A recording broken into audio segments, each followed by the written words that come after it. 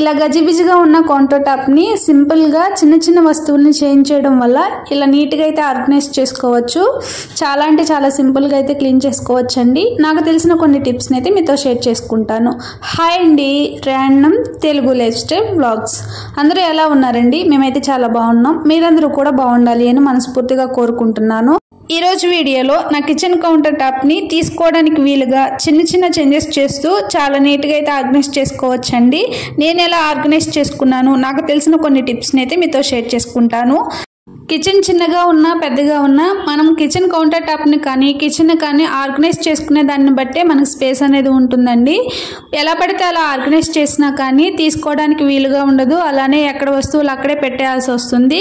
మనకి అనుకూలంగా ఉన్న విధంగా కిచెన్లోని వస్తువుల్ని ఆర్గనైజ్ చేసుకుంటే మనం వంట చేసేటప్పుడు కానీ వాటిని తీసుకునేటప్పుడు కానీ నీట్గా తీసుకోవచ్చు. ఎక్కడ వస్తువులు అక్కడే తీసినట్టు పెట్టేయచ్చు.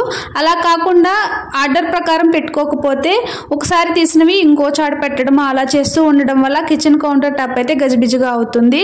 అలా కాకుండా ఆర్డర్లో ఇలా ఆర్గనైజ్ చేసుకున్నారంటే కిచెన్ కౌంటర్ టాప్ అయితే చాలా నీట్గా ఉంటుంది. ఎప్పుడు చూసినా ఒకేలా ఉంటుందండి. ఫస్ట్ అయితే స్టవ్ పక్కన ఉన్న ఈ స్టాండ్ని ఎలా ఆర్గనైజ్ చేసుకుంటాను అనేది చూపిస్తాను. తక్కువగా యూస్ చేసే స్పైసెస్ని లోపలికైతే పెట్టుకుంటానండి.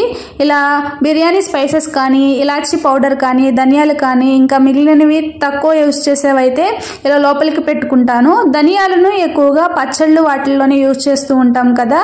కర్రీస్లో వేయడానికి సపరేట్గా ధనియాల పౌడర్ని గరం మసాలా పౌడర్ని ప్రిపేర్ చేసి పెట్టుకుంటాం కదా.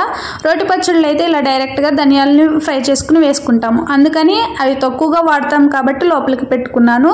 తర్వాత బ్లాక్ ఇలాచీ కూడా స్పైసెస్లో తక్కువగా యూస్ చేస్తాను. అందుకని వాటిని కూడా లోపలికి పెట్టుకున్నాను. ఇలా తక్కువ యూస్ చేసేవి ఆర్గనైజ్ చేయడం అయిపోయిన తర్వాత డైలీ యూస్ చేసే స్పైసెస్ని అయితే తీసుకోవడానికి వీలుగా ఇటు బయట వైపుకు ఉండేటట్లు పెట్టుకున్నాను. ఫస్ట్ అయితే ఆవాలు, జీలకర్ర, పసుపునైతే పెట్టుకుంటాను.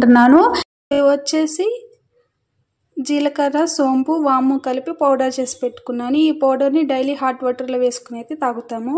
ఇది తాగడం వల్ల డైజెషన్ అయితే త్వరగా అవుతుంది. నెక్స్ట్ పైన వచ్చేసి డైలీ యూస్ చేసే స్పైసెస్ని అయితే పెట్టుకుంటాను. కిందవైతే తక్కువగా యూస్ చేస్తాను.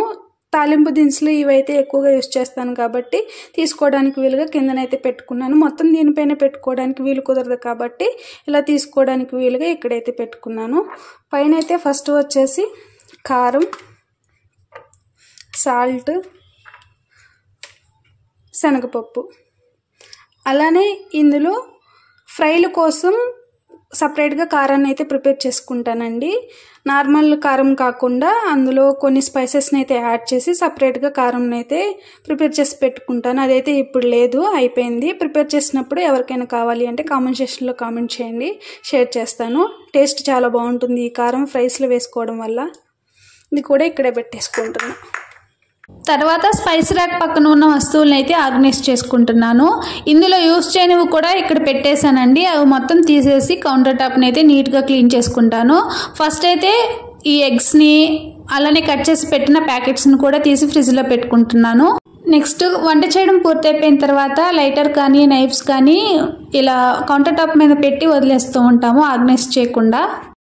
సపరేట్గా ఇవి వేసుకోవడానికి ఇలా ఒకటైతే పెట్టుకున్నాను. ఇందులో అయితే నైఫ్స్ని వేసుకుంటున్నా. పీలరు, నైఫ్ అవన్నీ ఇందులో అయితే వేసుకుంటున్నాను. తర్వాత కొన్ని ఇందులో నెయ్యి అయితే ఉంది. ఇదైతే రోజు హాట్ వాటర్ తాగుతామని చెప్పాను కదా, అందులో హనీ అయితే వేసుకుని తాగుతాము. ఇందులో నెయ్యి ఉంది. ఇది కూడా ఇక్కడే పక్కనే పెట్టుకుంటున్నాను తీసుకోవడానికి వీలుగా.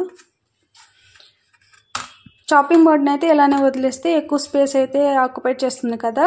దీన్ని ఇలా పెట్టడం కాకుండా క్లీన్ చేసిన తర్వాత ఇలా గోడ కానిచ్చి పెట్టుకుంటే కొంచెం స్పేస్ అయితే సేవ్ అవుతుంది. చూడడానికి కూడా నీట్గా ఉంటుంది. అలానే స్టవ్ పక్కన ఆయిల్ క్యాన్ అయితే ఇలా ఒక టిష్యూ పేపర్ వేసుకుని దానిపైన అయితే ఆయిల్ క్యాన్ పెట్టుకున్నాను. ఎప్పుడన్నా ఆయిల్ తీసి వేసుకునేటప్పుడు ఆయిల్ కారినా కానీ టిష్యూ పేపర్ త్వరగా పీల్చేసుకుంటుంది కదా, అందుకని టిష్యూ పేపర్ని అయితే వేసుకుని ఇక్కడ ఆయిల్ క్యాన్ అయితే పెట్టుకున్నాను. ఈ టిష్యూ పేపర్ మీద ఎక్కువ ఆయిల్ మరకలు అనిపిస్తే ఈ టిష్యూ పేపర్ని చేంజ్ చేసేసి ఇంకోటి అయితే వేసుకోవచ్చు. అది కాకుండా బాక్స్ కానీ ట్రే కానీ పెట్టుకుంటే అందులో జిడ్డు మరకలు అలానే ఉంటాయి. క్లీనింగ్ చేసుకోవడానికి కూడా కష్టంగా ఉంటుందని ఇలా టిష్యూ పేపర్ని అయితే వేసుకుని ఆయిల్ క్యాన్ అయితే ఇలా పెట్టుకుంటాను.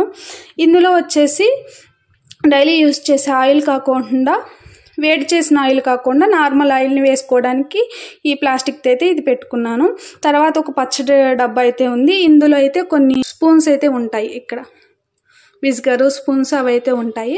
ఇలా అయితే ఆర్గనైజ్ చేసుకున్నాను. ఫైనల్గా నా కిచెన్ కౌంటర్ టాప్ అయితే ఇలా ఉంది.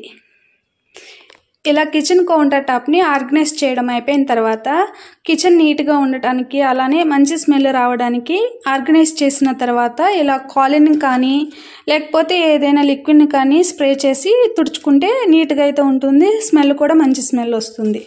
ఇప్పుడైతే కాలిన్ వేసి క్లీన్ చేస్తున్నాను. ఇది ఆప్షనల్ మాత్రమే, నీట్గా ఉంటుందని నేనైతే కాలిన్ వేసి క్లీన్ చేస్తున్నా.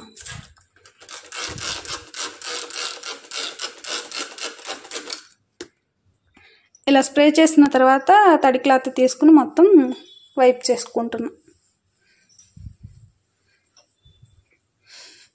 ఇలా కాలిన్ వేసి కానీ వేరే లిక్విడ్స్ కానీ వేసి యూస్ చేయడం వల్ల బొద్దింకలు కానీ ఇలాంటివి ఏమైనా రాకుండా ఉంటాయి నైట్ టైంలో కిచెన్ కౌంటర్ టాప్ దగ్గరికి. అందుకని ఇవైతే వేసుకుని క్లీన్ చేసుకుంటా. ఫైనల్ లుక్ అయితే ఇలా ఉంది. మీరు మీ కౌంటర్ టాప్ని ఎలా ఆర్గనైజ్ చేసుకుంటారో కామెంట్ సెక్షన్లో కామెంట్ చేయండి.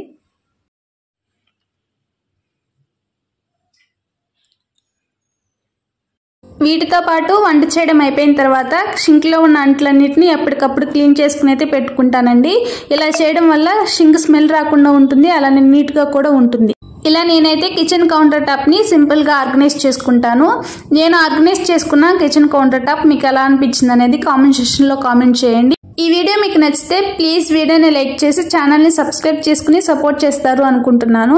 పక్కనే ఉన్న బెల్ ఐకాన్ని యాక్టివేట్ చేసుకోవడం వల్ల నేను వీడియోస్ పెట్టిన వెంటనే మీకు నోటిఫికేషన్ అయితే వస్తుంది. మరొక మంచి యూస్ఫుల్ అయ్యే వీడియోతో మీ ముందుకైతే వస్తాను. Thanks for watching. Keep smiling.